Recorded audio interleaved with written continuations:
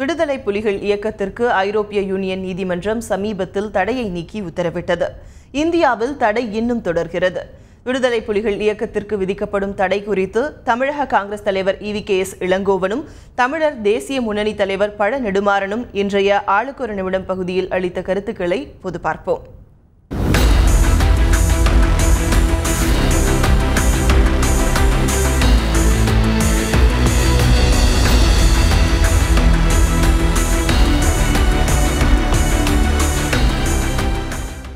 மற்ற நாடுகள் என்ன செய்கின்றதோ அதெல்லாம் மடத்தனமான வேலைகளை மற்ற நாடுகள் செய்கிறது. எங்களை பொறுத்தவரையில் தீவிரவாதம் எந்த ரூபத்தில் இருந்தாலும் LTT உட்பட அது அழிக்கப்பட வேண்டிய இயக்கங்கள் என்பதில் மாறாத கொள்கைகள்.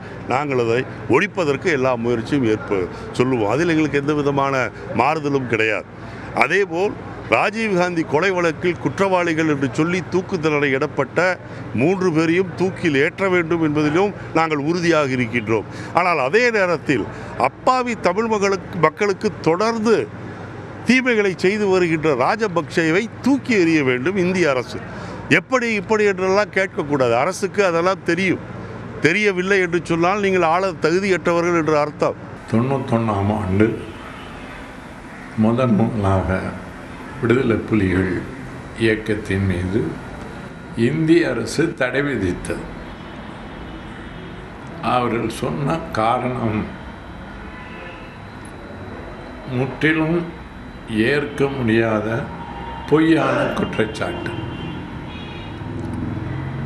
இந்தியாவில் உள்ள தமிழ்நாட்டையும் சேர்த்துதான் புலிகள் தமிழீழம் அமைப்பதற்கு முயற்சி செய்கிறார்கள். இது இந்தியாவின் ஒருமைப்பாட்டுக்கு அவர்களால் ஆபத்து என்று சொல்லிதான் இந்த தடை விதிக்கப்பட்டது. விடுதலை புலிகளை ஒழித்து விட்டோம் என்று இலங்கை அரசு மார்த்தட்டுகிறது. இந்திய அரசும் அதை ஏற்றுக்கொண்டிருக்கிறது.